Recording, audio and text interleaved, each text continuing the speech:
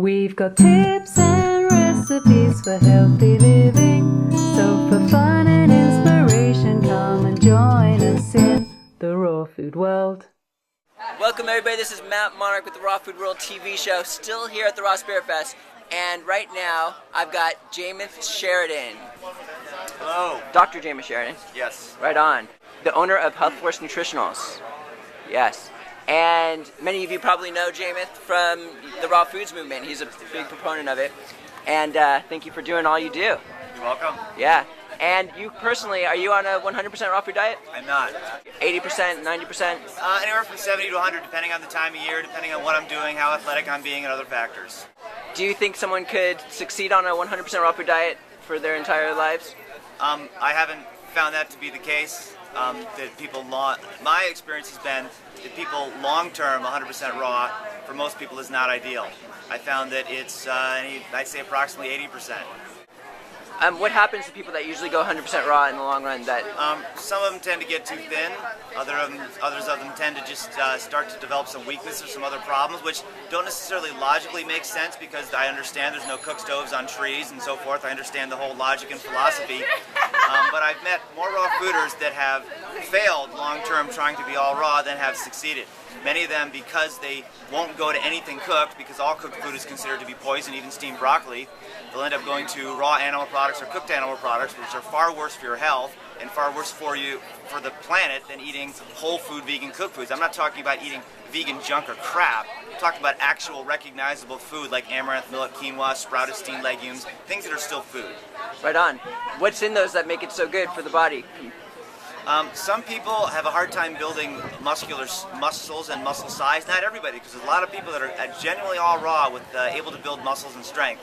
But there's some people that on nut and seed protein just don't recover well and just don't thrive and build muscle well that need a legume protein. You can go to raw legumes, but raw legumes are very difficult, even when they're sprouted, to digest. They have protein and other inhibitors in them that are hard, that make it hard to break them down. And raw hummus from sprouted chickpeas is notorious for gas and gastrointestinal distress, and especially if you make it into crackers in the dehydrator the next day.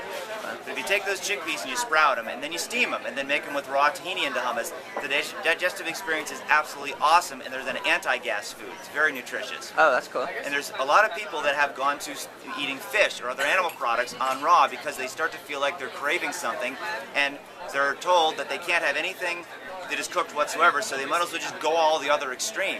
And I've taken many people that have done that and have them do sprouted steamed lentils, the high quality protein, with a little bit of flaxseed oil on it, a little bit of Celtic or Himalayan sea salt on it, a good quality unrefined salt, and that takes away any of their cravings for flesh. And thank you for creating Vitamin Green. I mean, you got that going into thousands of human beings on this planet, and that's just one of the most amazing green foods out there. Well, thank you. That's incredible. I have a lot of passion of it, and I keep updating it, evolving it to make it even better. Better and better. There's a couple new products that you had. Yes. One of them being Elixir of the Lake, is it called? Yes. Let's take a look at that. All right. Actually even says it on the bottle. I like that. Tell us about that. Okay. Elixir Lake is a Klamath algae product, and there's some really rockin' Klamath algae products out there, leading blue-green algae from Klamath Lake in Oregon. But I wanted to do one that was even better. And Elixir of the Lake is harvested at the peak of the bloom of the algae, when there's only that algae in the lake, which other algae are done too. But what separates it from the other Klamath algae is the drying process. It's called bioevaporative drying. And it's a 2-minute process. It's 105 degrees. It's the fastest and it's the lowest temperature. And as a result, you get an algae that is darker and richer in color. It has a much stronger flavor and taste, much more reminiscent of the fresh algae, and it dissolves and blends and stays in suspension water a lot better. Plus, I package it in the amber glass bottle with a metal lid, an oxygen absorber, and the lining on here that prevents oxygen or moisture from getting in. So it's as fresh as you can possibly get it. And compared to, like, since E3 Live, the company E3 Live, their stuff is fresh liquid. How does it compare to that? Well, it's a process. Either way, the best way is to get actual, truly fresh algae scooping out of the lake. That's impractical for anybody for the most part today. Frozen is a process, and there's a little bit of degradation in the life force. Drying is also a process, and there's also a little bit of degradation of the life force. So they're basically similar. The reason I choose to dry it rather than freeze it is it's much more financially economical to get this product to people because I'm not shipping water, I'm not shipping frozen packs around the world. Plus, I put this through an additional energetic process that's magnetic, vibrational, and homeopathic. There's a magnetic chamber that this product goes through which energizes it, and also we take this product, we make a homeopathic from it, dry it, and we add the homeopathic back to the product to really take it to the next level and just get the maximum possible Klamath algae experience. So that's just as good or even better than the E3 Live? I did it to be even better. Okay, but cool. I have no problem with E3 or Ancient Sun for the most part either. Okay, we got another product here.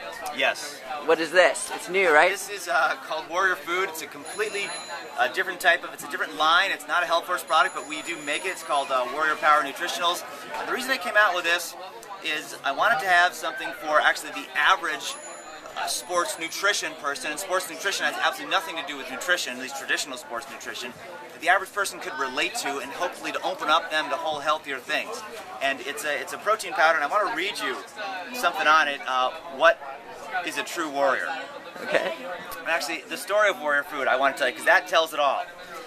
And I wrote this, I've been into athletics all of my life, not just sports, but hard-hitting, muscle-pumping, hard-pounding, mentally grueling, endurance-testing sports, warrior sports.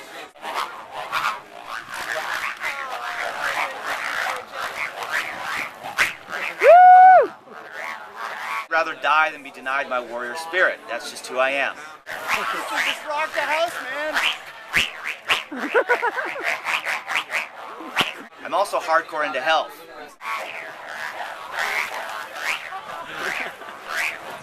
Fortunately, sports nutrition products have nothing to do with actual health. They're notoriously unhealthy, many of them downright toxic, ultimately contributing to a warrior's demise.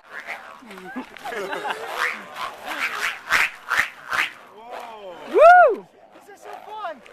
You guys make these? I'm a naturopath and herbal medicine researcher, and I've embraced a hardcore healing lifestyle for 24 years, during which I've seen people who had healthy-looking physiques degenerate, die, or die much too soon, or die suddenly due to their toxic diet, lifestyle, and or a toxic supplement.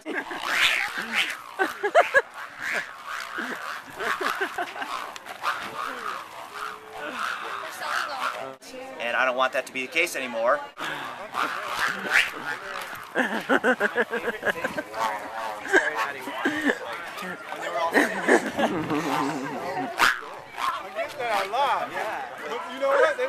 So 7 years ago is when I came up with this idea. I vowed to change that, and this is the first product where that begins. Get on! Ones that are this much. I want that much amount of energy. And Warrior Food enhances your physical appearance and your performance without sacrificing your health or your ethics. Dude, that's like Jedi.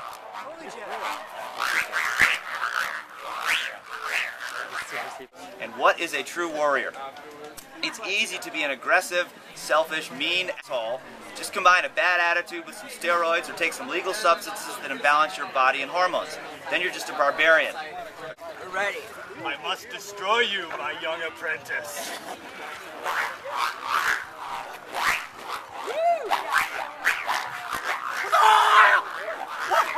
True warrior is kind, unselfish, caring, and lives consciously by a code of ethics or honor, such as Bushido, like the samurai did, or chivalry, like the knights did. Nicely done.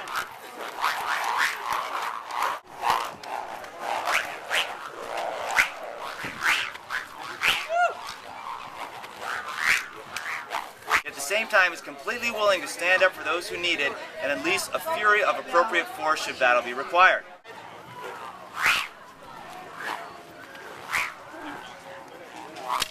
A true warrior is conscious of all the choices made in life and is open-minded. The world needs more true warriors, and I invite you to become one. Check it out. I went from making them by hand, like, Yeah! for like Whole Foods, but like here one and a good battle.